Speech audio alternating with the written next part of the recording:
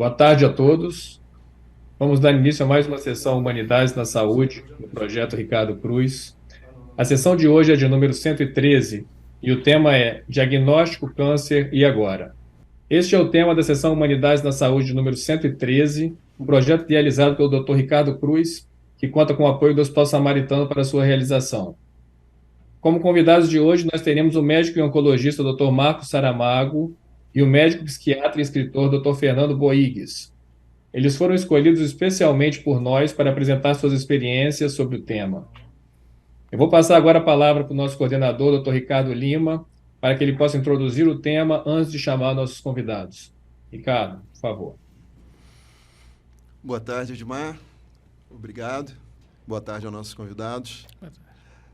Já era uma vontade do Ricardo, nos programas que ele tinha guardado com ele, discutir esse tema, um tema tão denso, um diagnóstico de câncer, um diagnóstico que abala estruturas familiares, abala estruturas pessoais, e independente do tratamento médico, há todo um entorno psicossomático para ser abordado. Eu, particularmente, tive o diagnóstico de câncer com meu pai, e foi exatamente a dúvida de como comportar, né? Até porque sou médico, né? O quanto que eu teria que ser médico, o quanto...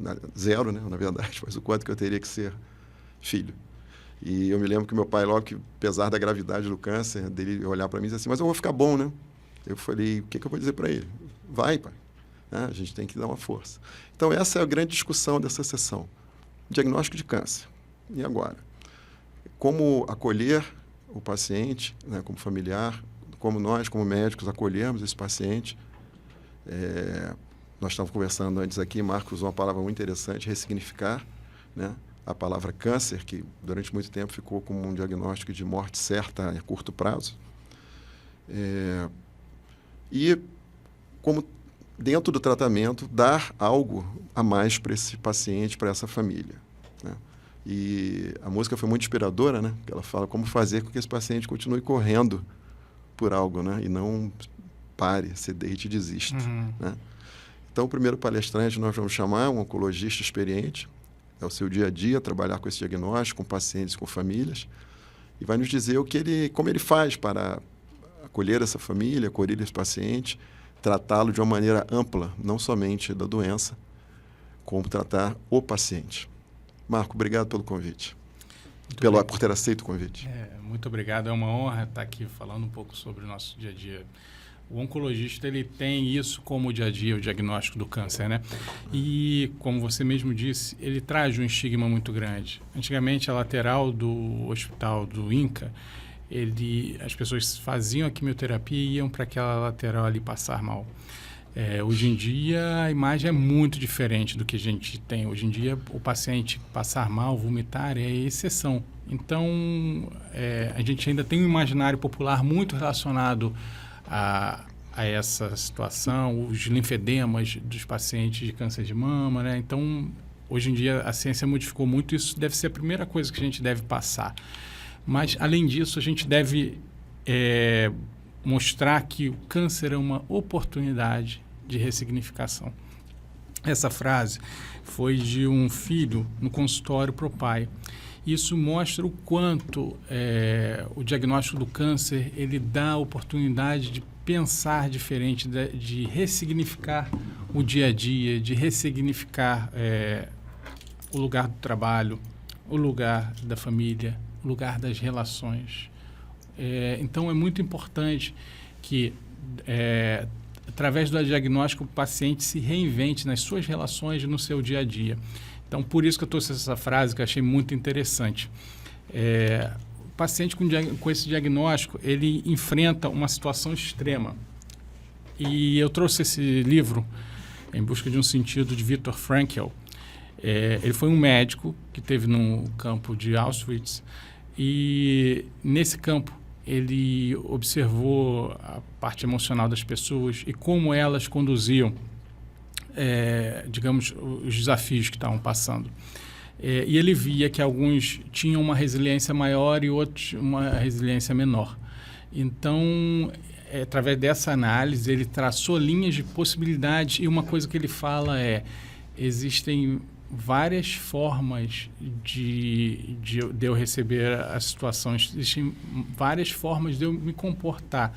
O exterior eu não posso mexer, mas eu posso modificar como eu me comporto com o que eu estou vendo, com o que eu estou passando. Então, esse livro é muito interessante justamente para pessoas que estão em situações de adversidade e querem pensar diferente, querem realmente buscar a resiliência. Então, é muito interessante esse livro, Em Busca de um Sentido. E eu trouxe também essa frase, que é uma frase que quem passou por depressão sabe que muitas vezes a gente não consegue pensar de uma forma adequada e por situações físicas, mediadores bioquímicos que não estão adequados, mas a gratidão, o exercício da gratidão, ele é uma forma importante de modificar esse cenário. O exercício da caridade. Eu coloquei essa frase de Joana de Ângeles que fala justamente disso, em que a caridade, você fazendo a caridade, você não considera muito o que você está passando. Então, o exercício de auxiliar as outras pessoas que estão passando por situação de adversidade, a gente tira proveitos muito maiores do que o próprio auxílio àquelas pessoas. Então, parte do livro do Viktor Frankl, por isso que eu trouxe também essa imagem dessa fala.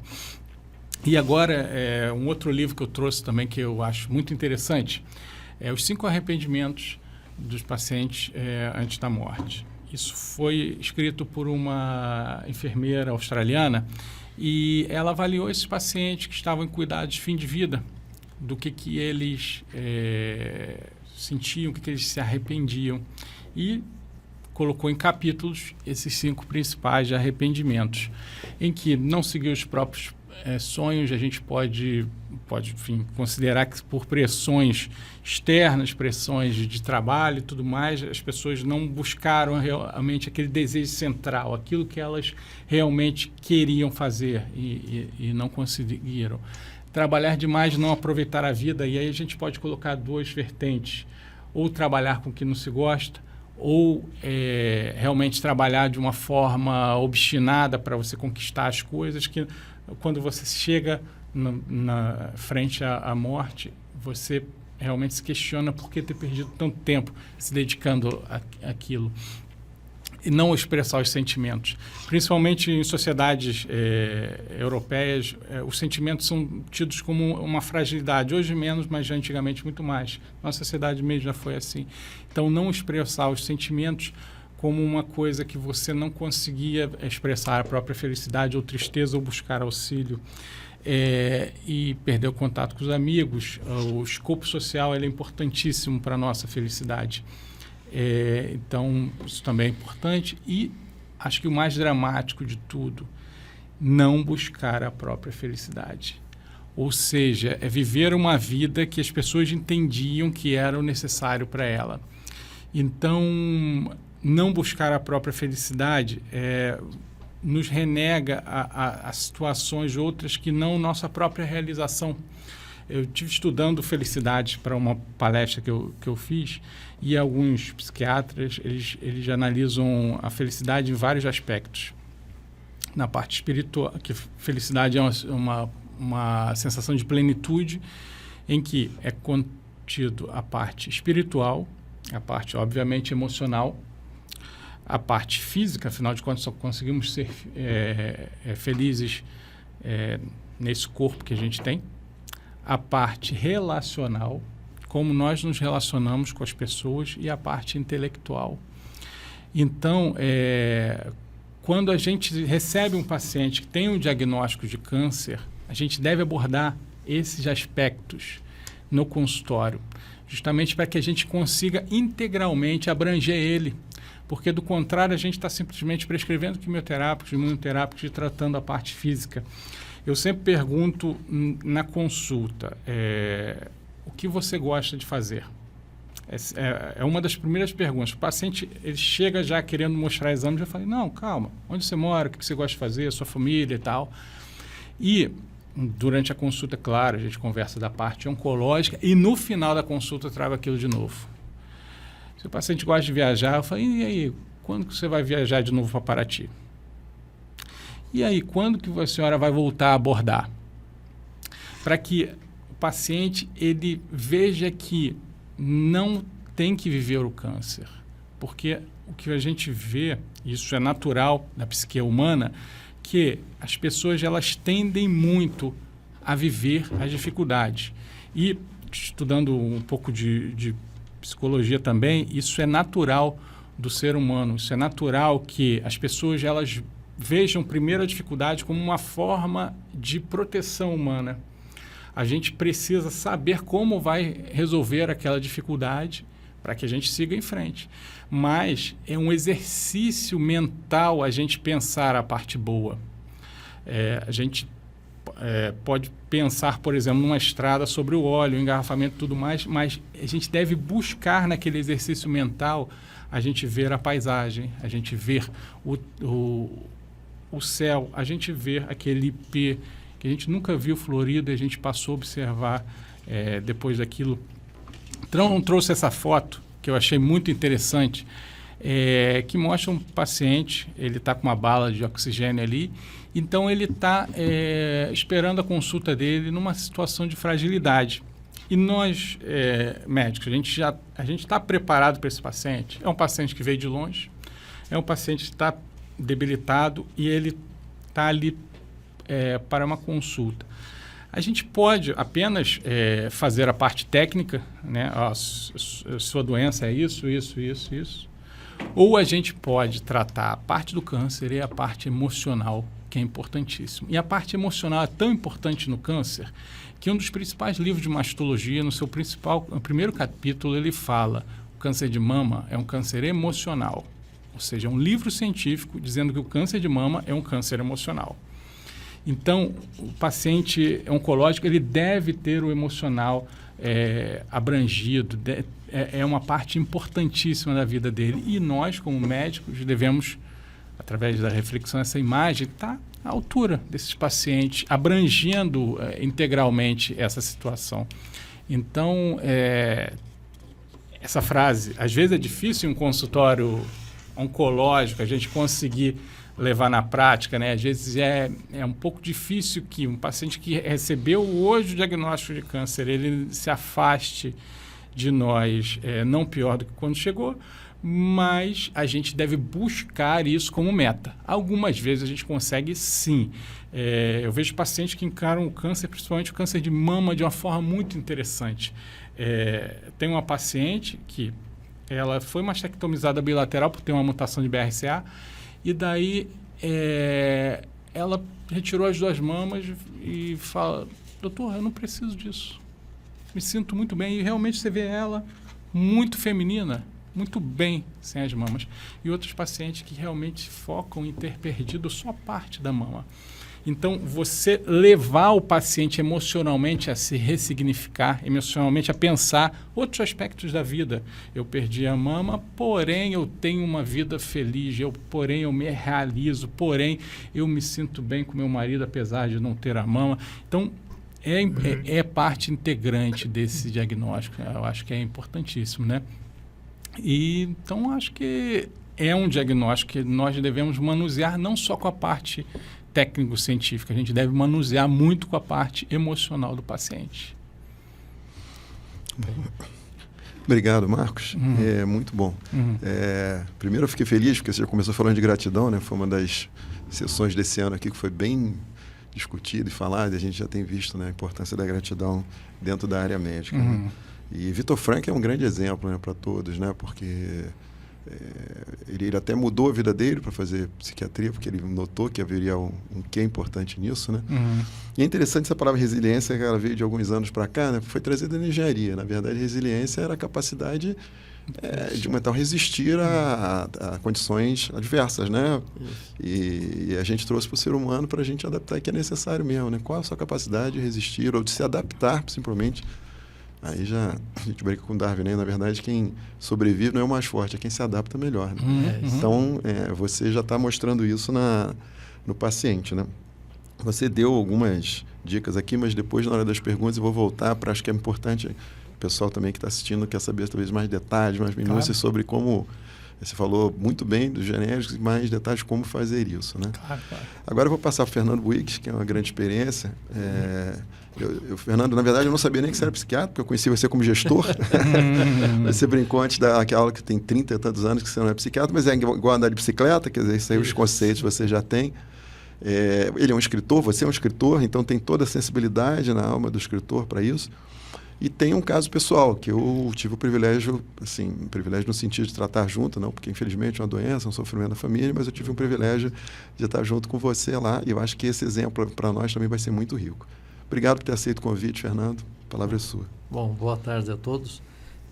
Obrigado, Ricardo, obrigado, Edmar, obrigado, Denise. Um prazer conhecer Saramago, né? Charado, um escritor maravilhoso. E estar aqui com vocês é muito importante para mim. Eu vivenciei o câncer na minha própria pele, com a minha filha. Eu digo a minha própria pele, não em mim, mas na minha filha. E a gente sabe que nossos filhos são nossas peles, né? Todas, peles e pelancas. Mas, então, uma coisa o que eu poderia falar aqui, né? O apoio psiquiátrico, o apoio psicológico, o apoio emocional, isso a gente sabe que é de extrema importância, né? Para que o paciente possa realmente ficar melhor. Mas de extrema importância também o apoio religioso. Se a pessoa tem uma fé, alguma coisa, é importante isso, porque é um afago que a pessoa recebe, o paciente recebe. E a presença de amigos e familiares não tem descrição. É uma coisa que a gente pôde vivenciar a época da Fernandinha, que esse apoio foi de extrema importância, não só para ela, como para a família, né? Que acabou tendo muita gratidão por isso. Mais uma vez, a gratidão. Mas, quando a gente estava conversando, existe uma diferença muito grande quando o diagnóstico dessa doença é ambulatorial, né? Que o paciente sente uma dor, sente alguma coisa, vai fazer exames, vai no médico, faz os exames, tudo, e chega até o diagnóstico de câncer, e o diagnóstico de supetão, que eu chamei como um tsunami, no livro que eu escrevi, como um tsunami na nossa vida. Porque ele veio sem aviso nenhum. A Fernandinha, aos 12 anos, tinha tido uma crise convulsiva, mas a época estava começando a ressonância e tinha um pequeno sinalzinho no mesmo local, só que era considerado como artefato. Um grande amigo meu, né, Dr. Luiz Gênesis, mandou até para um neuroradiologista lá em Nova York, e ele falou, olha, é realmente um artefato e tem que continuar fazendo acompanhamento. E toda vez que a gente fazia, de ano em ano, o artefato estava lá, e não saía, não aumentava, não fazia nada. Até que fomos liberados, porque já tinha mais de 5 anos que a gente fazia e nada, né? No caso dela, por exemplo, o único sintoma que ela tinha era uma dor de cabeça. Às vezes ela tinha uma dor de cabeça alucinante, ou achava que ia desmaiar, deitava, botava as pernas para cima. Ah, não, a Fernanda não come. Ela nunca foi muito de se alimentar muito, né? Então, todo mundo tinha várias desculpas, mas jamais pensar em alguma coisa assim. E a gente ela tinha feito um mapeamento cerebral pouco tempo antes, não tinha nada, não tinha. E aí a gente tinha ido para a França visitar uma sobrinha, ficamos lá 15 dias. Ela teve 2 crises de cefaleia intensa, mas não era nada. Quando voltamos, uma semana depois, eu fui pego de surpresa com um telefonema de uma amiga dela dizendo que ela estava no Samaritano, e a partir daí começou todo o nosso sofrimento. Então, quando a gente recebe o diagnóstico do câncer, ele não é pessoal, individual. Ele é coletivo no que diz respeito à família e os amigos próximos. Todo mundo se mobiliza, todo mundo sofre, todo mundo... Então, eu acho que teria que ser uma terapia super grupal, né, que seria necessário. Então, porque no ambulatório diagnóstico, por mais sofrido que seja, e é sofrido, mas você vai aos poucos se preparando, vai fazendo. Quando é de sopetão, é muito difícil. E como o Edmar disse, ou foi o Ricardo, não lembro, esse tema é muito denso, porque ainda é um estigma, né, falar de câncer, apesar da gente já ter evoluído muito. Eu até tinha pensado, eu vou pesquisar sobre, baseado até no que o Ricardo adora pesquisar, por que no signo tem o câncer, né? Que na verdade é o caranguejo, é o câncer, não sei. Eu ainda vou saber por que eu tenho esse signo, e que o canceriano ele é muito ligado à família, né? Então, o que é isso? E uma coisa que era de extrema, que a gente tem que ter um extremo cuidado, é o que dizer ao paciente, né? No caso da Fernanda, quando ela voltou à consciência, né? Que ela ficou 9 dias lá em coma, no CTI, aos cuidados do Dr. Ricardo e de sua equipe, que eu agradeço aqui via todo mundo. Ou o que dizer ao paciente quando vem esse diagnóstico. Hoje, no ambulatorial, a gente tem uma coisa que o Dr. Google, ele, né? Aí a pessoa tem um sintoma, já pesquisa no Google. E você nunca, quando você pesquisa, você sempre pesquisa procurando a pior coisa que pode existir disso. Nunca assim, não, é uma dorzinha só de cabeça, não se preocupa com isso, tal. É sempre o pior, né? E a outra coisa que você também falou, Saramago, é sobre ressignificar, né? E eu via isso tanto nos pacientes psiquiátricos quanto eu atendia, principalmente nos pacientes que eu tinha no Hospital Central Penitenciário, né? Agora, o que eles iriam ressignificar da vida deles estando lá preso, né? Ou no manicômio judiciário, que era um horror à época, né? Inclusive já acabaram com aquele complexo da Frei Caneca, hoje é um condomínio. Então, mas é importante que a gente motive a pessoa a se ressignificar. E eu digo isso por experiência própria. A Fernanda ela ressignificou a vida dela, né?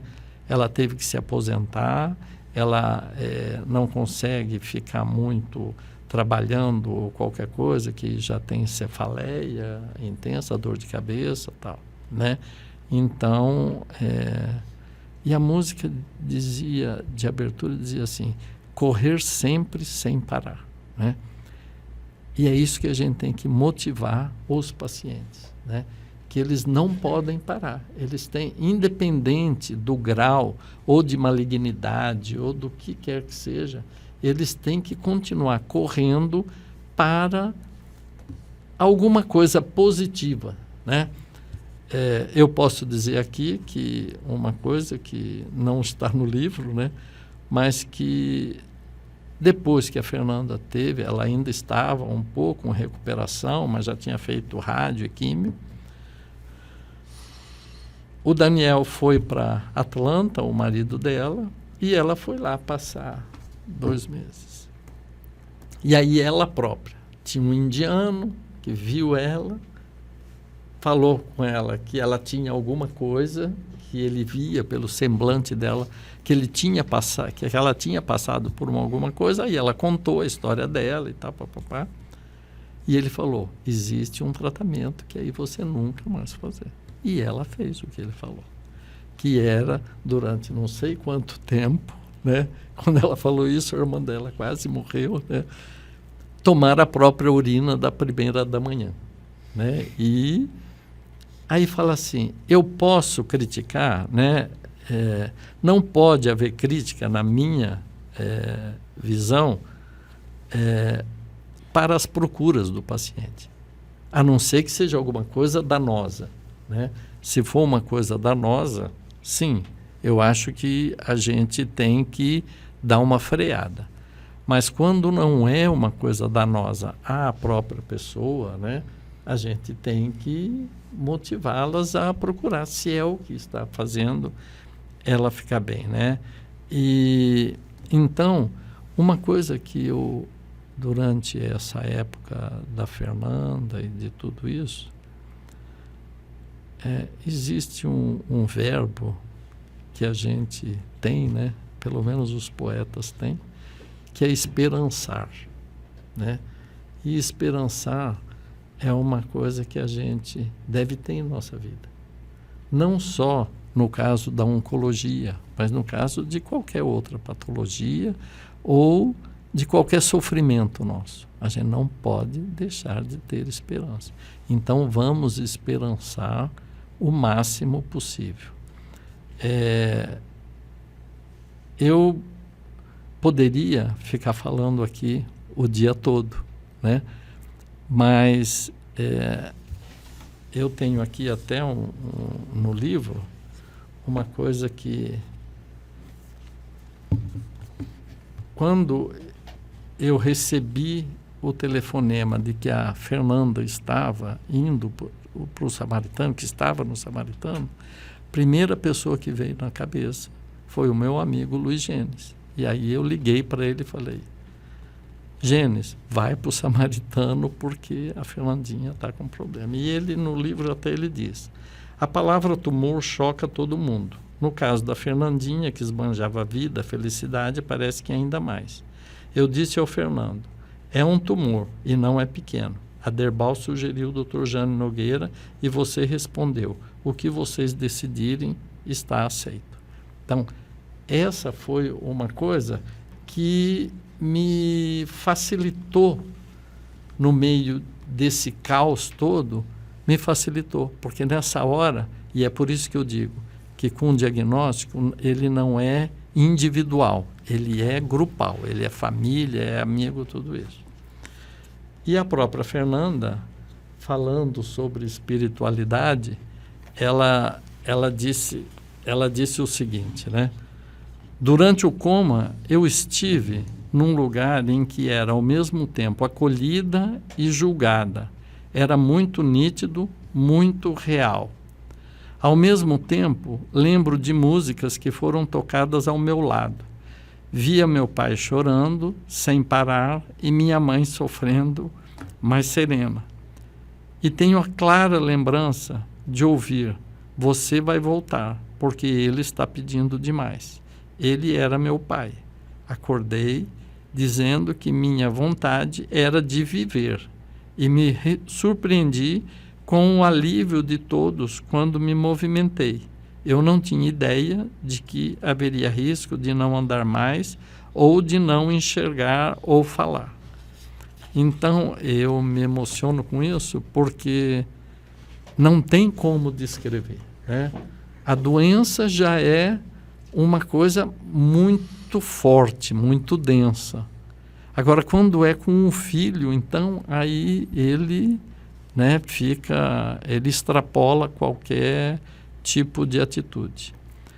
E como o Dr. Ricardo disse também, que eu vou ser médico ou vou ser filho, né? Lá no CTI, eu disse assim, eu vou ser pai, mas eu vou ser pai como os atores de um kabuki, né? Que eles trocam de roupa e ninguém percebe que ele trocou. Então eu tenho que ficar invisível no CTI para ninguém me expulsar do CTI. E eu fiquei lá 9 dias, me comportei. Às vezes o soro parecia que ia acabar. Eu queria falar, não falava nada, né? Mas nunca teve nenhuma alteração. Então todos foram muito bons em relação a nós.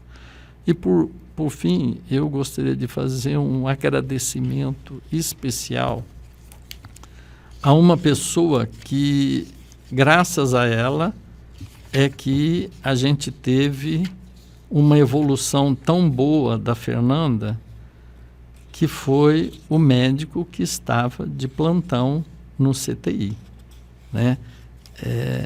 Por quê? Não, ele estava na emergência, mas ele também era do CTI, eu acho. Porque quando a Fernanda chegou, já ia para a 3ª ou 4ª convulsão, e ele falou, eu tenho que sedar e entubá-la, né? E isso ajudou muito em relação à recuperação dela, tudo isso. E eu gostaria de... Me coloco à disposição, Ricardo, mas essa é a minha experiência e saber que a gente deve correr sempre, né? Estar com amigos, com os familiares, porque a vida é breve. Obrigado. Muito linda a história. Obrigado, Buigs. Foi muito profundo, né? Foi bem do coração. Eu brinco com alguns que vêm falar aqui, que me perguntam, eu falo baseado em quê? Eu falo assim, fala baseado no seu coração, né? E o que você fez aí foi bem baseado no coração mesmo, bem emocionante. A gente tem algumas coisas ainda para detalhar aqui. Nós estamos abertos agora a perguntas, né? A gente sabe que tem outros colegas profissionais da saúde. Saramago falou que tem até pacientes que disseram que iam assistir também. Então, os que tiverem, podem fazer perguntas. E que a gente vai acompanhando aqui, passando para os debatedores, né? Só voltando, então, Saramago e Edmar também, quando quiser intervir, fica à vontade.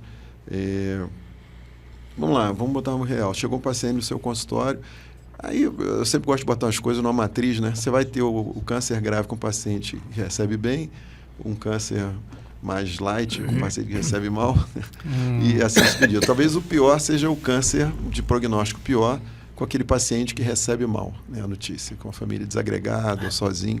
E aí, como é que resgata isso? Como é que... o câncer é uma parcela da existência daquela pessoa, né, daquele paciente.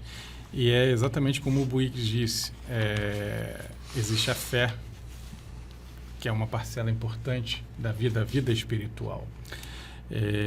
Existe a vida relacional e a gente vai fortalecer, claro, a gente vai tratar o câncer, a gente vai fazer o nosso melhor da parte científica e orientá-lo a fazer o melhor da própria parte, a parte relacional, se relacionar bem com os familiares, a parte espiritual, se tem uma religião, sabidamente a religião ela é importante no conduzir do tratamento. O paciente que tem uma fé, ele experimenta de uma forma diferente a doença. Então, deve-se orientar as religiões, e dentro dessas religiões existem áreas do qual pode atuar na caridade, seja qual a religião, todas elas têm grupos de caridade, então isso também é uma parcela importante. Claro, o paciente que chega desagregado de família no consultório é um desafio, mas a gente tem amparo psicológico para que a gente consiga apoiá-lo e consiga que ele não esteja sozinho. Na clínica que eu trabalho, a gente tem um serviço de psicologia muito atuante. Não há um paciente que entre para ser tratado ou para ser avaliado que ele não passe antes pela psicologia.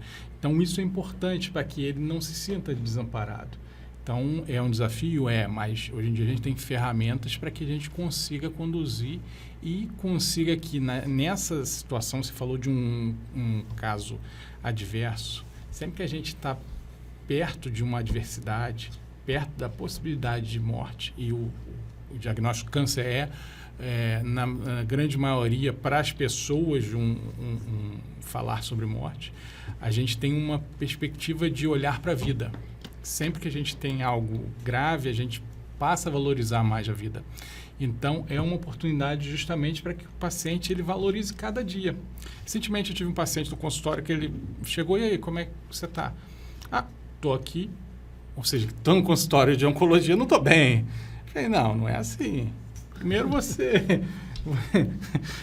você chegou, você acordou, tomou café da manhã. Quantas pessoas gostariam de enxergar, se levantar da cama, tomar um café da manhã? Você veio para cá porque você tem a capacidade de pegar o transporte, chegar aqui. Quantas pessoas gostariam de estar podendo sair da própria casa? Então, esse olhar de tenho isso, mas tenho outra situação também. Para que a gente não veja emocionalmente só a parte negativa, porque fomos treinados na nossa evolução a ver só a parte negativa, para que elas vejam o outro lado. E aí, esse é o desafio dentro do consultório. Você vê o outro lado, você puxar o paciente para aquilo que agrada, para aquilo que traz vida a ele. Se ele tem um neto, quando você teve com o seu neto, se ele gosta de ir à praia, quando você pisou na areia, esse tipo de coisa é muito importante. Você falou dos 5 arrependimentos, talvez seja um caminho, né?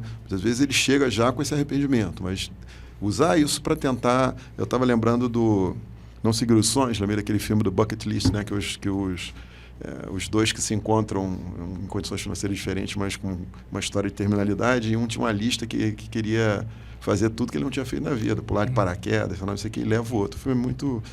Dentro do drama, né, tem uma diversão, mas ele trata disso, né? Exatamente, um com olhar negativo e o outro querendo fazer outras... E um termina arrastando o outro, né, para coisa. Não vamos dar spoiler, que o pessoal pode querer assistir, mas o final é interessante também.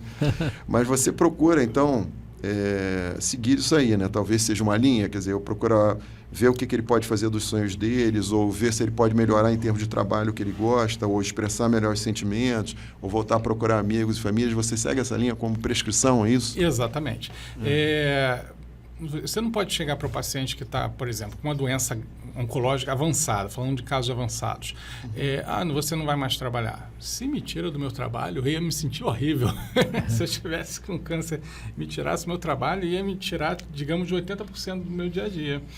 Então, a gente tem que colocar cada coisa no seu lugar. Se ele realmente está vivendo só o trabalho, a parte familiar está, digamos, descompensada, afinal de contas, esse exemplo que você deu, ele chegou desagregado, ele tem que valorizar isso. Ele precisa valorizar isso, ligar para quem precisa ligar, se reconciliar com quem precisa se reconciliar, é uma oportunidade. O câncer é em si uma oportunidade, assim como você descreveu. Então, ele precisa justamente que, através das coisas felizes, através da vida de relação, ele ressignifique aquilo que ele está passando. Para que ele não passe Porque se a gente olhar a vida ela inicia e finaliza. Uhum. E você olhar um paciente com câncer avançado, ele vai estar olhando para o final da vida de forma intensa. Eu acho que, na verdade, todo mundo sabe, alguns negam, né, a terminalidade, ou não pensam nisso, né, mas nós temos uma terminalidade. Eu acho que quando dá o diagnóstico ali de câncer, o cara diz assim, pronto, avisaram para mim a minha terminalidade, que eu não queria saber. Né? E agora acabaram de me dar a data de término, né, de validade. Isso. Então, eu acho que aí o que tem que reverter é isso, né? Dizer que não necessariamente é isso. Exatamente. Primeiro, pela ciência, a ciência se desenvolveu muito. Sim. Eu estava descrevendo um paciente de câncer de pulmão que eu já trato há 5 anos com um comprimidinho oral.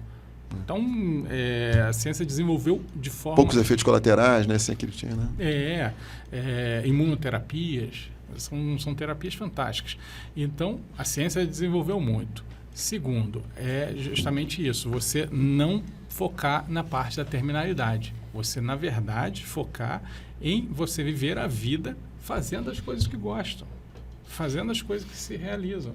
Recentemente tive uma paciente que falou, doutor, depois de conversar com o senhor, Eu liguei para o meu filho, que eu estava esperando meu filho falar comigo, pedir desculpa. Liguei e fui jantar com ele. Olha, sabe, às vezes a palavra do médico é importantíssima. Às vezes uma palavra que você leva aquele paciente Sim. a refletir a sua vida. Então, a gente deve mudar o pensamento do paciente do câncer. O câncer, a gente vai cuidar. Ele tem que cuidar da vida. Isso. Tem que cuidar do dia. O Wicks tocou num ponto que é controverso, difícil, né? Até a gente vai ter uma pergunta aqui, para o Marco também. O Wicks falou que aparecem outras terapêuticas, né? E que aí o importante, você falou que... acho que você deu a entender que independente da terapêutica, quer dizer, se ela não for danosa, se ela não for substituir algo que tem evidência Isso médica, aí. e se ela suprir talvez uma necessidade de motivação, talvez ela seja benéfica. É isso, queria falar mais sobre isso, que aí tem uma pergunta. Porque o Jaime Vasman pergunta aqui, como enfrentar evidentes propostas ineficazes e até charlatanísticas que chegam para a família e para os amigos, né? Não. Quando a gente passou por isso, a gente teve várias propostas nesse estilo, né? A gente ouvia todas, óbvio, né? Somos pais, somos humanos, mas nada substituía e nem a gente fazia sem colocar isso para o oncologista, né? Ou para o cirurgião, mas mais para o oncologista. Então, esse é um cuidado. A gente não tem que fazer uma substituição da ciência, vamos dizer assim, né? Por uma terapia que não vai dar resultado, ou que não é isso, em hipótese nenhuma, né? Simplesmente que a pessoa, quando recebe esse diagnóstico, só quem tem alguém muito próximo ou ele próprio recebe essa comunicação de uma doença tão grave assim, só essa pessoa pode dizer assim, não, eu não quero mais nada, não, eu vou procurar isso, não, eu não quero nada médico, eu acho que a gente tem que respeitar, mas a gente não pode também abrir mão da ciência em prol dessas coisas, em hipótese nenhuma. Não, isso jamais. Então, por exemplo, minha filha, quando eu citei o caso do indiano lá em Atlanta, ela não foi fazer um tratamento para ela. O tratamento, ela já tinha feito a cirurgia, a radioterapia, a quimioterapia e estava viajando, né? Então, para todos os efeitos, ela já tinha terminado o ciclo, né? Mas quando ele disse, se você fizer isso, você nunca mais vai ter, ela não está substituindo o tratamento. Ela só está se esperançando numa coisa que era dela mesma, né? Então, é isso. E, Marcos, como é que você faz isso? Agora com o Google aí vindo pesado, as pessoas cheias de soluções vistas no Google, aí você tem que administrar. Cara. É um desafio. Em geral, a gente administra mantendo a terapêutica, claro, exatamente como o Boas disse. Caso não vá interferir na terapêutica, perfeito. Mas, por exemplo, teve aquele comprimido que foi muito utilizado, hoje em dia é utilizado como suplemento alimentar, que foi dito como curava o câncer. Na verdade, aquilo é um comprimido, um suplemento alimentar. E o paciente perguntava, pode usar? Pode, mas usa como um suplemento alimentar, não como um comprimido que cura o câncer. Porque, do contrário, você estaria renegando a terapêutica que a gente já conhece. Enfim, e aí acho que seria dessa mesma forma. De Marco, fala. Ricardo. Não, então, ainda sobre esse tema, uma coisa interessante, como a gente vê a visão do médico e do paciente, né? Eu tenho um amigo que é um cirurgião de São Paulo, ele teve uma determinada patologia e era uma patologia que tinha o diagnóstico que ele tratava os pacientes dele de rotina. Então, ele falou, olha, eu confesso que tem uma série de coisas que eu não acredito. E quando os pacientes falam comigo, eu falo, não, isso aí não precisa, mas quando eu tive a doença, eu fiz todas. As que eu acreditava e as que eu não acreditava. Então, eu fiz questão de fazer tudo que eu podia dentro da terapêutica possível. inclusive aquelas que eu confesso que eu não acreditava. Então, você na posição do paciente, você realmente busca Isso aí. tudo que pode ser possível para a sua cura. E enquanto você, como médico, muitas vezes vai muito em cima de estatística, em cima Evidência, né? de embasamento, Evidências. que às vezes esses tratamentos paralelos transformam a pessoa também, mas fica a pessoa mais envolvida. Então é mais um veículo para deixar a pessoa envolvida no tratamento. Só não Claro. pode realmente atrasar ela deixar de fazer coisas importantes para fazer esses tratamentos alternativos. Com certeza. Você falou a palavra, né, esperança, né? Seria Isso, terapêutica, seria isso. o nome do remédio, no final seria esperança. Esperança, né? é A isso verdade mesmo. é que é isso, né? Que você estava isso dizendo. mesmo. A gente tem casos, até na história, né, de gestores conhecidos de grandes empresas americanas, né, que durante muito tempo postergaram o tratamento, né, de câncer de pâncreas para fazer outros, e aí quando foram tratar já estava avançado. demais, né? Isso aqui não pode Não acontecer. pode, né? Exatamente. Não. A Cláudia da Fonseca Costa fala assim: só eu sei como a fé é importante. Dr. Marcos e sua serenidade me mostraram a importância dessa conexão. Ela está fazendo um testemunho Obrigado. aqui. Cláudio. O João Andrade, que trabalha no Samaritano, ele fala com Buigles. A escrita, Buigles, como contribuição para a elaboração do adoecimento, de brevidade de vida e finitude, como você vê essa questão? É de extrema importância. Tanto que esse livro aqui, ele foi das minhas anotações, mas eu não era o paciente, mas de tabela eu era o paciente, né? Porque era minha filha, né? Então eu fiz o diário, o dia a dia dentro do hospital, tudo que estava acontecendo, e a escrita me ajudou muito a ter forças. E sempre quando alguém, depois disso, né, me procura perguntando sobre a importância, o que seria bom para ajudar, né, eu digo, a escrita é muito importante no seu tratamento, muito importante para a sua vida. Não só a escrita, como uma coisa artesanal também, né? Interessante fazer algumas coisas. Você falou do bordado? Alguém falou aí, né? Bordado? Foi. Sim, tem as pacientezinhas que bordam. Tá, eu bordo depois disso. Eu bordo, faço cerâmica, Opa, beleza, hein? pinto. É um artista completo que estamos aqui. Pô. Mas então, tudo o que a escrita, né, a gente aprendeu muito sobre a escrita narrativa, né, fizemos até grupos sobre isso, porque a escrita ajuda muito, muito, muito, até o médico, quando ele vê, se o paciente escreve tudo e leva para o médico até consegue ter uma conscientização maior nas entrelinhas dele que ele não fala, geralmente. Né? Então, é muito importante a escrita. A gente teve uma sessão anterior, quem não ouviu, assista lá no canal do YouTube, que vale a pena, Dr. Novis, né? E a Sim. filha dele falando, justamente, ela documentando por escrita alguns pedaços da doença, né? Quem me apresentou foi a Ana Luísa. Ela que tem uma especialização muito boa nisso. Bem... Com a Sharon lá, né, que fez a... É isso mesmo. E hoje tem até site narrativa de literatura para ensino mesmo, para melhorar. A gente está falando aqui a gente vai tocar de novo sobre isso, né? Para melhorar o ensino do médico, até sobre a abordagem do paciente com o uso dessa inspiração e o conhecimento da escrita dele. Voltar a fazer a anamnese completa por escrito. Né? Pois é. A Isabela Siqueira pergunta para o Marcos aqui: você já teve casos em que o paciente recebeu o diagnóstico e recusou o tratamento? Isso é comum? E o que fazer? Eu acho que o paciente é dono da sua consciência e realmente já tive casos de pacientes que realmente recusaram o tratamento. É raro, bastante raro, mas cabe a nós apoiarmos, cabe a nós estarmos perto. Afinal de contas, a decisão é dele.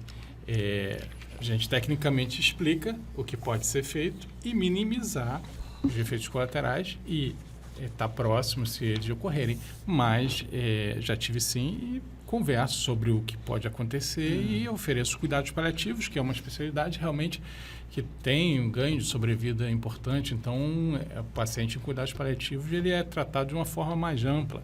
Então, tive sim e oriento tecnicamente e, enfim, acho que você vai estar perto da mesma forma. Eu acho que talvez, eu estava me recordando aqui um caso meu, um estigma hoje que tem que tirar é o problema da idade, né? Só, não, vai tratar o câncer, coitado, 90, sei lá. A gente não sabe quanto paciente vai viver, né? Eu tive um senhor que era até colega do meu pai, que já faleceu, já bastante idoso. Eu tinha tinha ido na minha formatura, eu me lembrava muito dele, um professor, que me procuraram com câncer de reto, 90 e muitos, 7, 8, e eu expliquei que era cirúrgico, né? E que tinha que todo um tratamento mais demorado, e eles recusaram, porque tinha... Só que esse senhor, ele é totalmente rígido. Ele não tinha nenhuma comorbidade, a não ser uma hemorroise, mais nada. E recusaram, eu sou conhecido, conheço as filhas e tal. E ele piorou. E eu expliquei isso para ele, quer dizer, primeiro que a evolução disso vai ser obstrução, dor, sangramento, sofrimento. E depois a terapêutica já não era totalmente terapêutica, mas ia ser uma terapêutica bem forte, talvez com uma perspectiva de vida melhor. E realmente depois eles voltaram para mim já com sofrimento. E aí eu falei, agora nós vamos fazer uma terapêutica, vai ser paliativa, mas para tirar a dor e o sangramento, para ele ter uma qualidade de vida. Exatamente. Mas aí eu acho que isso, quer dizer, mesmo as pessoas não acreditam, porque, não, 90 e muitos anos, como se assim, já vai morrer, mas quem sabe isso, né? Quem é capaz de dizer isso? De dizer, né? qual a hora da morte. Então, eu acho que é outro dado que tem que lidar, né? Essas pessoas com muita idade chegam lá com esse preconceito de que não vão tratar. Exatamente. Eu me lembro aqui de cabeça de um paciente meu de 92 anos, Nivaldo, está tratando câncer de pulmão com imunoterapia, está ótimo. Você não dá 80 para ele. 92 anos. Então, isso de explicarmos tecnicamente deve ser algo que a gente realmente deve buscar, porque muitas vezes ainda tem esse estigma da idade. E hoje em dia a idade é um porém. Eu tenho pacientes com 70 realmente que parecem que tem 80 e tenho pacientes de 90 que não parecem ter 80. É a idade cronológica e a idade fisiológica. Exatamente. Né? Tem gente correndo Ironman com os 70 aí. E a comunicação tem que ser muito clara. Né? Muito clara. Muito claro. Entendeu? É isso mesmo. Quer que escreva, quer que desenhe. E hoje tem uma coisa que você fala e às vezes ele não entende o que você fala. Isso você tem que perguntar para ele, você entendeu o que eu falei? O que é que eu falei? Repita. Isso, então, isso mesmo. Pois é. Com certeza. Esse caso que o Ricardo trouxe, por exemplo, se ele fosse operado e não fizesse quimio rádio, que talvez seja a parte mais agressiva, ele poderia recidivar daqui a 3, 4 anos. Daí ele teria 92, já teria 95, e aí... Sim. Não, ele no caso até foi pior, porque na verdade, quando eles não optaram de não operar, ele foi por um onco, que aí indicou uma quimio. Mas vamos fazer uma quimio um pouco mais moderada, porque ele tem idade. Aí, hipossuficiente, né? Aí foi para a rádio, não, vamos dosar a radiação, porque ele é muito idoso. Todo mundo foi... Um pouquinho a menos, porque ele era muito idoso. Menos o câncer. O câncer não sabia que ele era idoso e continuou crescendo, né? Entendeu? Então, assim... E principalmente no idoso, a gente tem que respeitar o tempo dele, né? Então, a gente tem que ser mais lento no comunicar, no conversar. É isso mesmo. Não é só a família. Se ele é rígido e é com plena consciência, né? Ele... Não é só a família que vai definir, né? Então... Eu acho que às vezes a família pede isso, né? Não, vamos deixar ele fora disso. Não. Ele é orientado, lúcido, a gente pode conversar com vocês primeiro, vocês darem a notícia, mas... Né? Exatamente. O ator principal é ele. A doutora Tatiana Moya, pelo Instagram, ela pergunta quando o paciente é agnóstico, ou ateu, não tem fé, qual a recomendação? Né? Acho que você vai procurar outros caminhos, né? É um desafio. Até o Wiggs pode confirmar isso. Quando o paciente não acredita em nada, você tratar ele de uma depressão, pelo menos o que eu tenho conversado com psicólogos e tudo mais, você tem um desafio muito grande. Mas aí você tem que ir nas crenças e no que o paciente gosta. Se o paciente só enxerga realmente o que ele está vendo e ele gosta de ir à praia, estar com a família, estar com os amigos, motivamos eles nessa linha. Mas a gente perde uma parte importantíssima.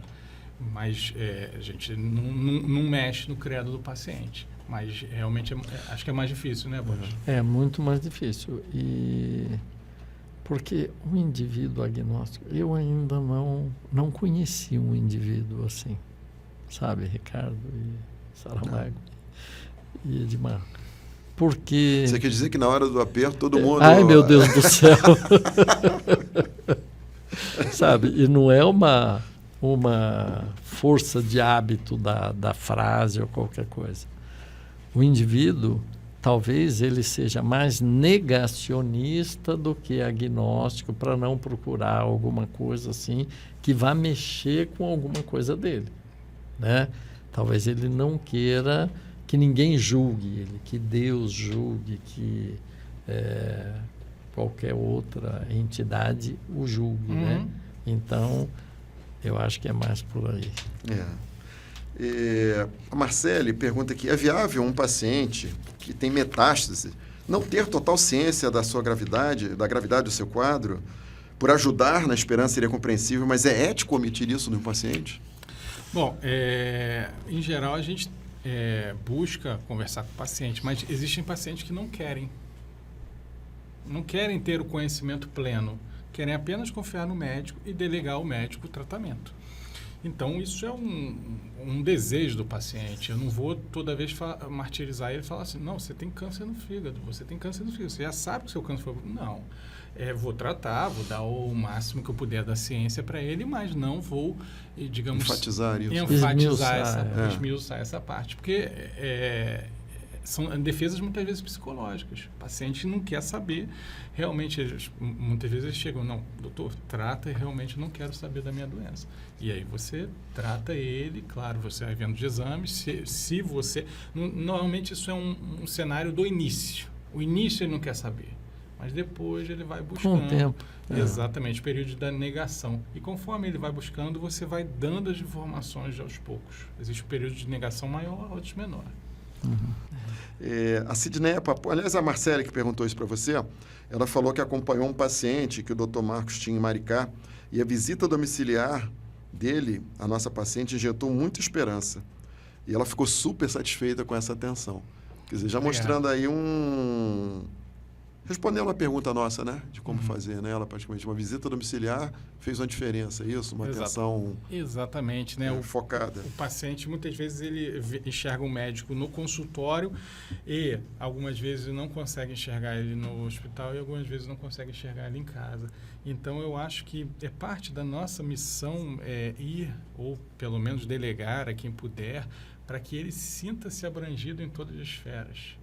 Eu, quando decidi fazer oncologia, foi uma demanda pessoal que eu vi que eu tinha capacidade de abranger. Ou seja, eu queria, durante a minha formação ainda como acadêmico, eu queria estar próximo ao paciente quando ele tinha o diagnóstico, quando ele estava em tratamento e muitas vezes quando ele agravava ou quando entrava em cuidados de fim de vida. Então, e principalmente o oncologista, ele tem que estar perto nesses cenários. Eu me lembro bem desse caso e realmente foi muito, muito tocante. E pegando um gancho da Marcele, o que eu vejo, né, na nossa empresa de home care é a importância do cuidado paliativo. O cuidado paliativo não para o paciente só crônico, não. Para o paciente terminal de câncer. E o cuidado paliativo tem uma ação muito forte na vida do paciente. E isso minimiza muito o sofrimento dele e da família. Ele tem que ser bem esclarecido. Quer dizer, falando cuidado paliativo nesse cenário de doentes terminais que nós estamos falando. Porque eu vejo duas coisas, né, quando a gente vê lá no hospital. Uma que quando a família faz um consenso de cuidado paliativo, muitas vezes acho que eles têm a impressão que tem um botão de liga e desliga. Né? Isso aí. Eles acham que no dia seguinte, então, doutor, já falei, não, peraí, nós comentamos não fazer tratamentos fúteis, né? No Brasil, ninguém está autorizado a fazer nada além disso. Então, tem que ter um timing dessa aí, a coisa de entender. Né? E a família tem que também entender que vai passar um período, que tem algumas fases, né, de mudança e tal. Então, isso tem que estar muito bem acentuado. Nosso Eric disse que resolveu o eco. Quer ver se o Otávio quer tentar de novo entrar no ar? E se houver possibilidade, Otávio. Será que está certo? Tá. Eu queria contar rapidamente um caso. Eu fiz um diagnóstico de um paciente, diagnóstico de um tumor de mandíbula. Mandei para o Jacó explicou que teria que fazer uma mandibulectomia, e esse paciente se recusou e foi a São Paulo procurar um taxista que fazia milagres. Eu insisti muito com a família, mas eu fui tão chato que ele tinha que operar, que esse taxista não ia adiantar, que a família inteira que se tratava comigo cortaram, me rifaram. Passaram-se 2 anos, eu entro num restaurante, encontro com esse paciente, e ele em perfeitas condições. Eu falei, poxa, operou? Ele falou, não, o taxista me curou. Isso era uma sexta-feira. Na segunda-feira, ele foi ao consultório e me levou as tomografias. E eu peguei as tomografias e levei para o Jacó olhar. E nós ficamos impressionadíssimos, porque tinha sumido o tumor, exceto por uma cabecinha de alfinete que ficou. 5 anos depois, aquilo eclodiu. Mas eu não sei se foi a fé dele, não sei se a gente pode chamar isso de charlatanismo, como o Jaime colocou, mas, enfim, durante 5 anos, e mais 2 que eu não vi, durante 7 anos desapareceu o tumor, simplesmente desapareceu. Era isso que eu queria contar. Obrigado. Obrigado, Otávio. Muito interessante, né?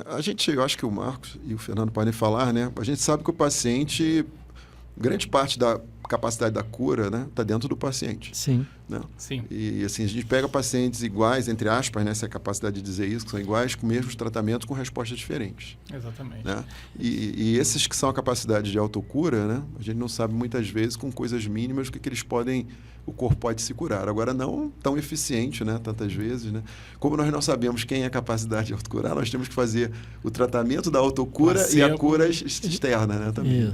Pode falar aí vocês sobre isso, sobre o que o Otávio falou. Exatamente. A autocura, na verdade, é o efeito placebo, né? O efeito placebo, muitas vezes, no público leigo, é acreditado como não sendo nada. Não é que não seja nada, que o organismo ele tem uma capacidade de cura importante. E nós, como médicos, devemos ter humildade para saber que muitas das coisas a gente não sabe. A própria imunoterapia que hoje está em voga, quando foi publicado o primeiro tipo de tratamento com a imunoterapia, que a gente pode designar não a atual imunoterapia, mas o que era? Era um ortopedista que não aceitou a paciente dele morrer, a Bessie Denichel, e ele era do Memorial. Ele começou a levantar pacientes de sarcoma que infectavam e eles tinham a remissão do sarcoma. E aí ele passou a infectar esses sarcomas com streptococcus e a partir daí essa doença começou a remitir. E aí, quando ele publicou, isso foi tido como um absurdo completo, enfim. E aí foi renegado ao ostracismo. Mas ali ele já está descrevendo a imunoterapia, em que a própria infecção, o sistema imune passava a debelar o câncer. Então tem muita coisa que a gente não sabe. Tem muita coisa que a gente não sabe o que pode ter acontecido ali. E realmente, porque placebo hoje pode ser ciência amanhã, né? Isso. Só pode ser depois de ser testado, né? Exatamente. A Sidney Paponi deu parabéns e ela gostou muito do esperançar. Essa palavra ali. Enfatizar isso aí, né? O esperançar. O Wellington Bruno, ele gostaria de ouvir a opinião dos senhores, que ele fala, sobre a conspiração do silêncio.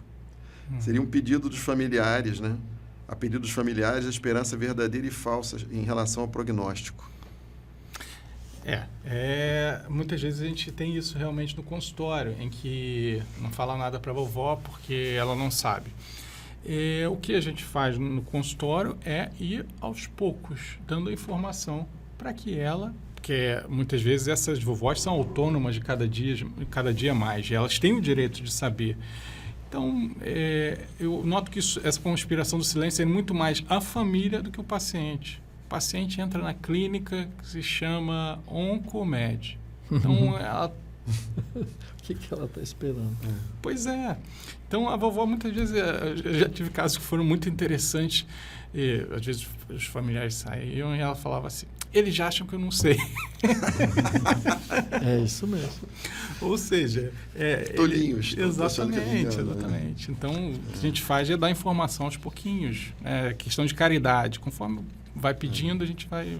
É a mesma coisa hoje em dia, a conspiração do silêncio familiar com as crianças em relação à morte. Não fala isso, que ele vai morrer. Não fala que morreu. Não vamos no cemitério. Não. E não é, isso faz parte da vida, né? Com certeza. A Isabela Siqueira faz a pergunta assim, por que para pacientes oncológicos terminais não investimos em manobra de ressuscitação? Sou enfermeira, conhece você, Marcos, de Niterói. Mesmo sabendo o diagnóstico oncológico terminal, me sinto muito mal por não ter investido no paciente. É uma vida. Existe algo contra isso ou não, ressuscitação? Existe. O que acontece? É aquilo que o Ricardo falou sobre tratamentos fúteis. Normalmente, quando você faz um procedimento em oncologia, você vê no melhor dos cenários, por exemplo. O que pode ter acontecido aí que eu estou imaginando? Um paciente que já tinha um câncer extremamente avançado, que não tinha possibilidade de cura, em cuidados paliativos que, por exemplo, evolui com sangramento retal, vamos estabelecer, e daí cai a quantidade de sangue dele, ele infarta e aí você tem uma parada. No melhor dos cenários, se ele voltar à vida, o que você vai conseguir fazer por ele? Você não vai parar o sangramento. Você não consegue mais parar o câncer, isso já foi estabelecido, já é um paciente com uma doença extremamente avançada. Então, você não tem benefício de fazer um tratamento, isso seria distanásia. Você iria prolongar a vida sem benefício. Então, eu sempre coloco o melhor e o pior cenário. Se no melhor cenário você tem algum benefício, o paciente, por exemplo, primeira linha de tratamento paliativo, está respondendo, e aí tem uma intercorrência, vamos ainda fazer uma primeira linha, depois tem segunda, terceira, vamos ver como é que vai caminhar o tratamento do paciente. Quando o paciente, por exemplo, com o fígado completamente comprometido, já disfunção hepática, que tem uma parada, você não vai reverter a disfunção hepática dele, ele tem que ter um mecanismo de morte. E a gente tem que pesar isso e ver, o paciente já está com o fígado completamente comprometido. E a gente tem que ver também a vontade do paciente e a vontade da família. Sim. Se o paciente é inconsciente. Exatamente. Tem que ver, tem que respeitar. Isso. Hoje já está começando a ter, né, um testamento em vida, né, que o paciente pode determinar, né, aqui no Brasil está começando a ter isso, que ele não quer que sejam feitos esforços necessários em casos de diagnósticos irreversíveis. Eu tenho um professor que falava assim, os pacientes morrem de alguma coisa, né? Tem que ter que morrer de alguma coisa. Você tem uma doença avançada que não tem mais tratamento, você vai começar a fazer complicações. Exatamente. Né? Aí se você faz uma infecção, você dá um antibiótico, eu faço esse renal, eu dou diálise, eu faço um choque, eu boto amina, eu faço esse respiratório, eu boto tubo. Quer dizer, você... assim, seria uma visão, você está impedindo que as complicações de uma doença em tratamento levem o paciente para um curso natural da doença dele. Assim, agora, isso você tocou no ponto claríssimo, né? A gente tem que respeitar sempre a vontade do paciente que está ali, a vontade da família, e uma família unânime. A gente toma cuidado, que às vezes aparece um filho, né? Que vem de longe. Mas vocês são quanto? Não, nós somos 5. Não, por favor, traga os irmãos todos aqui, vamos conversar, porque se basta um dizer que não quer, que a gente... Sabe, não é por aí, vamos continuar, vamos conversando. Geralmente é o que está longe. Que é a menor em Londres. Isso aí. Aí você que é psiquiatra sabe o que quer dizer, né? Tem culpa por aí, tem uma série de outras coisas. Que não vamos entrar em detalhes. Não. Mas com uma curiosidade aqui, a gente sempre tem, o pessoal fala muito, né? O oncologista tem umas brincadeiras que falam que os médicos escolhem a especialidade de acordo com as personalidades dele, né? Quer dizer, no caso eu seria um sujeito agressivo, né? Porque sou cirurgião e tal, etc. É um doente mental. Isso, vai por aí. Mas assim, não vou entrar nem em detalhe do cirurgião plástico, tá? Fica tranquilo aí, porque eu não vamos entrar em detalhe. Mas tudo bem. E que o oncologista, então, é um sujeito introspectivo, fechado, e aí ele vai criando um escudo, porque só trabalha com doença terminal. E como fazer essa abordagem toda no paciente se você tem essa Como é que é isso? É verdade ou não? E aí? Não. O oncologista, cada vez, ele tem que ser mais aberto, enfim, cada vez ele tem que estar mais interativo. É uma forma de você estabelecer o melhor para o paciente. O oncologista clínico, ele é o regente de uma orquestra. Essa orquestra está o cirurgião, o radioterapeuta, a equipe de enfermagem, a nutrição, a psicologia. Então, o oncologista, ele tem que ter a capacidade de interagir, sim. E a escolha da especialidade, eu diria que é de acordo com o que cada um tem de reserva emocional, intelectual e psicológica. Então, com base nisso que as especialidades são escolhidas. E o cirurgião, normalmente, é uma pessoa pragmática. Ele vai ali para resolver. Isso aí. Isso é verdade. O oncologista clínico, ele é mais rebuscado. Não, vamos tentar aqui, vamos ver outra especialidade e tal, vamos debater, vamos ver o que a gente consegue avaliar. Então, é de acordo com a personalidade, sim. Acho que eu creio muito nisso. Quando você vê reuniões de cirurgiões, de oncologistas clínicos, de radioterapeutas, são personalidades totalmente diferentes. Minha esposa é radioterapeuta, então você vê que são personalidades diferentes e que realmente é de acordo com a reserva emocional de cada um. Só enfatizar uma coisa que você falou, dos 5 aspectos da felicidade, né? Porque ali seria talvez a busca que, se você não tiver um, pode buscar o outro, né? Exatamente. Você falou físico, o espiritual, né? O intelectual, acho que eu não... Né? Espiritual, emocional, Sim. Físico, intelectual e relacional. Então, talvez seja isso que você diga, né? Quer dizer, se a pessoa não tem capacidade espiritual, né? Uma coisa é espiritual, outra coisa é religiosidade, são diferentes. Mas, às vezes, ela não tem mesmo um espiritual desenvolvido. E aí você vai tentar, talvez, né? Motivar o emocional, o relacional. Seria essa a ideia, né? Exatamente. Que você falou aí, né? Está na parte de identificação do início da consulta, né? Onde você coloca idade, filhos... Isso dentro da anamnese, né? Exatamente. E aí tem um outro problema, né? Como é que fica a formação desses médicos novos, né? A gente hoje, mal com a internet, mal estão fazendo exame físico e agora a gente já está falando de interrelacional. A gente já está discutindo aqui no nosso grupo, né? Que em alguma hora a gente vai ter que discutir sobre tecnologia e o afastamento, né? Sim, com certeza. Do paciente. Então, e agora, né? O que vocês acham? Eu vou ser sincero. A pandemia foi muito ruim, né? Eu, por exemplo, perdi minha mãe e um grande amigo. Minha irmã e um grande amigo. Mas a pandemia foi horrível. Mas ela deixou um legado, que é a tecnologia na área da saúde. A gente não pensava em fazer teleconsulta, nada disso, vídeo, né? Essas sessões aqui, nada disso a gente pensava. É importante? É importante. É a mesma coisa. A gente não tinha celular. Foi inventado o celular, a gente não vive mais sem celular. Não tinha computador. Inventou o computador, a gente não vive sem computador. E é a mesma coisa, a inteligência artificial e todas. A única coisa é que a gente não pode, a gente tem que tomar um cuidado. Existem vários, em todos os grupos que eu participo, sempre tem assim. Não fique muito no celular, olhe para seu filho. Olha, veja o que seu filho está vendo. Tá? E, às vezes, a gente mesmo está perdido em relação a isso. Então, é de extrema importância que a gente tenha uma conscientização, né, como médicos, até onde a inteligência artificial, a teleconsulta, pode desagregar da relação médico-paciente. Que para mim ainda é de extrema importância e eu acho que não vai existir nada que substitua, por mais que a gente tenha tecnologia. Você pode ter sim um plano terapêutico, pode até ter isso, né? Mas não vai ter aquele toque, aquela olho no olho, essas coisas é que tem que ser visto. A Sueli Tavares elogia aqui, meu respeito a esses médicos e equipes maravilhosas. Parabéns a todos, excelente palestra. Você sabe quem é a Sueli Tavares? Não. Sueli Tavares é amiga dele lá de Niterói e é administradora da minha empresa. Que bom. Obrigado, E o Wellington Bruno botou excelente conversa, reflexão aos palestrantes e moderador. Obrigado. Já me rendeu a compra de 2 livros. Isso que ele não viu os seus, né? Já viu de lá os seus e os outros lá na plateia. Depois tem os seus ainda.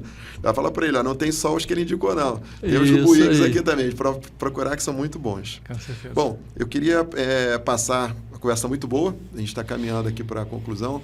Últimas não, mas as palavras finais aí. Marco, para concluir. Claro. Eu diria que o diagnóstico do câncer ele é um diagnóstico realmente que causa uma preocupação enorme, mas a gente deve buscar outras situações além do câncer. A parte física é apenas um componente da pessoa, do ser humano, do paciente, e que ele tem que ser visto na generalidade, na integralidade dele. E daí a gente deve buscar, claro, fazer o melhor na parte técnico-científica, mas abrangê-lo de uma forma mais ampla, da parte emocional, é de suma importância. Então, o médico tem que estar à altura daquele encontro para que consiga fazer o melhor. Existe um livro, vou falar mais de um... Opa, olha a dica aí de livro, gente. Esse livro permeou... Sem conflito de interesse. Esse livro permeou minha formação durante muitos anos, se chama As 5 Pessoas que Você Encontra no Céu. Esse livro, muitas vezes, não tem para vender, só tem em PDF, mas alguns sites gratuitos a gente consegue. Ele fala da importância de cada encontro. E a gente tem aqui um encontro com várias pessoas ao mesmo tempo. E a gente tem que se fazer à altura. Por isso que cada um de nós nos preparamos aqui. E o médico tem 20, 30, 40 encontros. E ele tem que estar à altura daqueles encontros e deve se preparar. Então, durante esse diagnóstico, a gente deve se preparar para cuidar não só do paciente, cuidar da família, conforme vocês disseram, cuidar de todos os aspectos dele para que ele seja abrangido na integralidade. Buigs. Bom, nos meus escritos tem uma frase que eu gosto muito, que é o seguinte, né? E isso é para os médicos, que a empatia, a comunicação clara e o suporte contínuo são elementos essenciais para ajudar os pacientes a enfrentarem esse desafio. Uhum. Porque se eu não tiver, independente da minha especialidade, se eu não tiver uma empatia, e principalmente com um paciente que está com câncer, que está na fila esperando a autorização do CIS-REG, que é uma coisa sofrida hoje, né? Então, até uma ex-funcionária, ela falou, não, doutor, o CIS-REG só vai me chamar quando eu já tiver morrido. É triste. E foi quase, né? Um mês, há pouco tempo ela foi chamada. E já tinha toda a evolução. Então, é muito importante a gente se colocar no lugar do outro. Porque o paciente e a família sofrem muito, doutor Saramago. Sim. Quando está passando por toda essa dificuldade. É indescritível. Tá? Bom, antes de eu passar para o Edmar, para a conclusão, agradeço ao Saramago, ao Buigs. Aprendemos aqui muito, né? Quer dizer, além do médico atender, temos ali a guia dos 5 arrependimentos, quer dizer, que a gente pode buscar ali o que pode trabalhar com ele, os 5 aspectos da felicidade. Falamos de esperançar, e muito impressionante como o Buigs falou que a filha dele o via, quer dizer, mesmo lá em coma tem as reflexões, né? Da gente estar sempre ao lado do paciente, estimulando, mesmo que ele não esteja lúcido, né? Para mim, até que sou intensivista e além de cirurgião, é um aprendizado contínuo. Queria agradecer aos nossos convidados, agradecer a produção. Érica, obrigado lá pela correção do eco aí. Agradecer aos todos que participaram aqui pelo chat, pessoalmente. Passar a palavra para o Edmar, que vai encerrar e chamar a nossa próxima sessão. Nossa próxima sessão de Humanidades na Saúde será a última deste ano e, já fazendo nossos planos para o futuro, nós escolhemos um tema que é interessante literalmente a todos. O tema será sobre o amanhã. O que você será amanhã? Afinal, todos nós pensamos no futuro, fazemos planos em relação à saúde, mudança de hábitos, temos nossos projetos, enfim, planos sobre onde estaremos amanhã. Nós discutiremos temas principalmente em relação à saúde, hábitos de vida, mudanças e decisões que podem tornar nosso amanhã ainda melhor. A sessão ocorrerá no dia 14 de dezembro e será de encerramento deste que é o 8º ano do projeto Ricardo Cruz, que também já está sendo carinhosamente preparado para que amanhã, em 2024 continue sendo fonte de inspiração e conhecimento para a nossa vida e nosso trabalho. Eu volto a agradecer a todos que permaneceram conosco até esse momento, especialmente nossos convidados. Me despeço agora daqueles que nos acompanharam através do Instagram. Muito obrigado.